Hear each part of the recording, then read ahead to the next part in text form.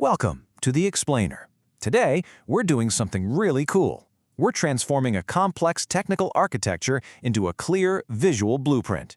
We are going to dive deep into the foundational Linux directory and permission structure that actually powers enterprise Docker containers. And let me tell you, if you work with modern infrastructure, understanding this architecture is absolutely non-negotiable. So, have you ever wondered what's actually running under the hood when you spin up a containerized app? Well, to make sense of it, let's picture the underlying Linux file system as a massive corporate headquarters. Because when you launch a container, you aren't just running code in some empty void. You're operating within a highly structured environment that governs exactly what your applications can and cannot do. This corporate HQ has very specific floors for utilities, lockdown rooms for sensitive data, and extremely strict security protocols at every single door. Here's our roadmap for today's explainer.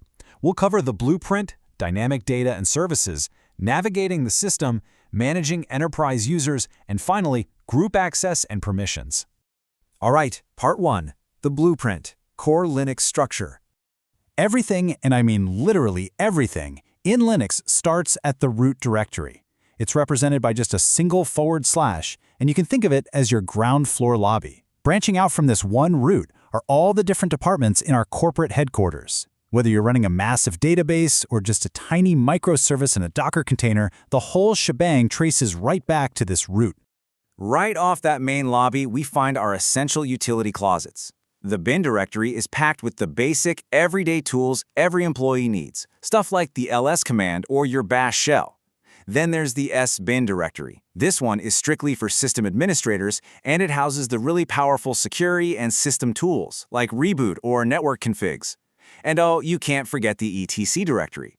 Think of this as the HR and policy office. It securely stores all of your system-wide configuration blueprints, like your Nginx web server settings or your SSH config files. Moving on to Part 2, dynamic data and services, where work gets done. Now we're stepping into the workspaces. The home directory is exactly what it sounds like. It's where regular users have their personal desks.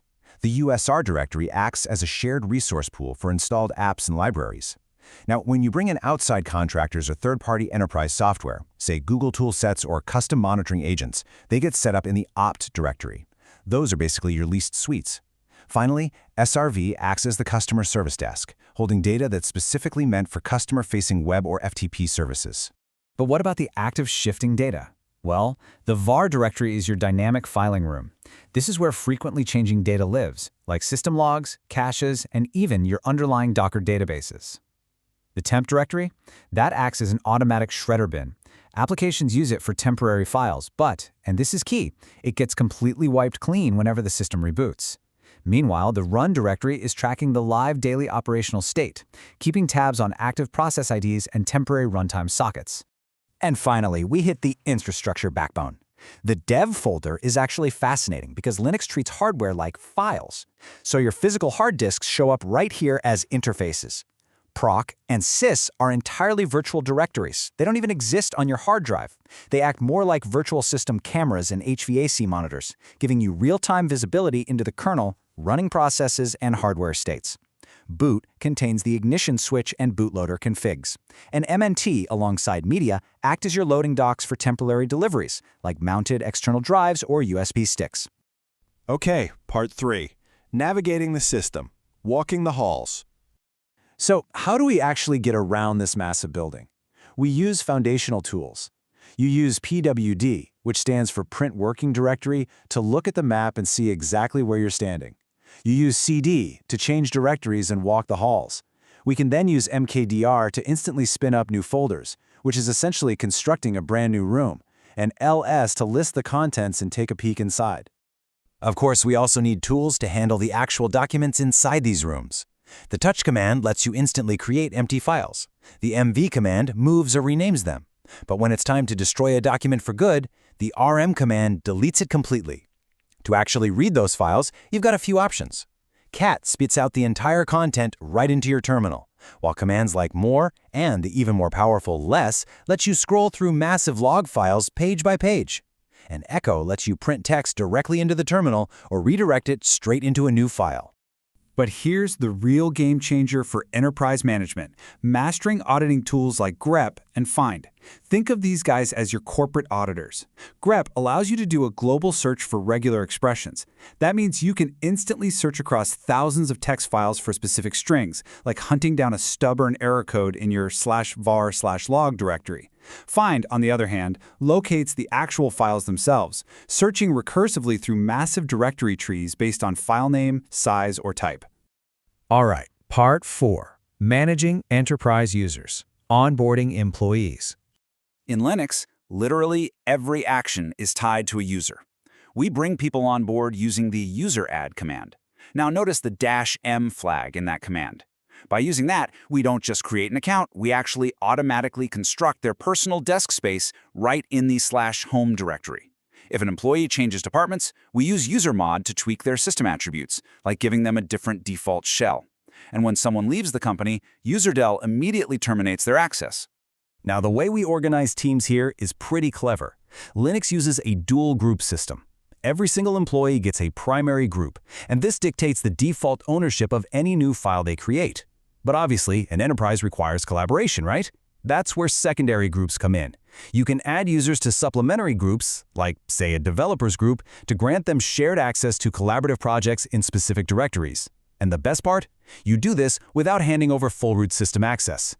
And that brings us to Part 5, Group Access and Permissions, Security Clearances.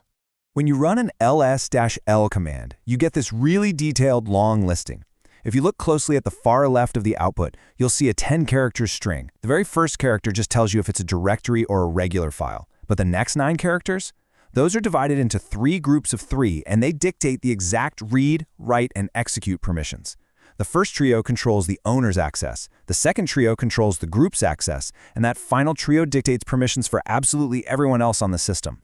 We control these security clearances using the chmod command, which modifies the file system permission bits. And honestly, the most efficient way to do this in an enterprise environment is numerically using octomodes. It's simple math. 4 stands for read, 2 is write, and 1 is execute. So if you want a file to be readable, writable, and executable by the owner, but only readable and executable by the group and everyone else, you just combine the numbers. 4 plus 2 plus 1 is 7 for the owner, and 4 plus 1 is 5 for the group and others. That gives you chmod 755, which is perfect for an executable script. Or if you have a highly sensitive SSH private key, you'd use chmod 600 so that only the owner can read and write to it. So why go through all this foundational stuff? Why does this architecture matter? Because these concepts are exactly how modern containerization actually works under the hood. The Linux kernel uses namespaces to isolate these resources. Specifically, the user namespace maps user IDs. A process might genuinely think it's running as root, uid0, inside its isolated container, but on the host machine's actual /etc password file, it's secretly mapped to a non-privileged user. Mapping these user permissions properly is absolutely crucial because it prevents catastrophic container breakout attacks in your environment.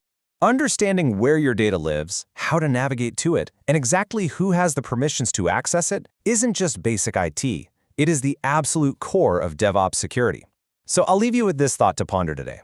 Based on the blueprint we just walked through, are you absolutely certain your foundational Linux permissions are locked down tight enough to protect your deployed containers?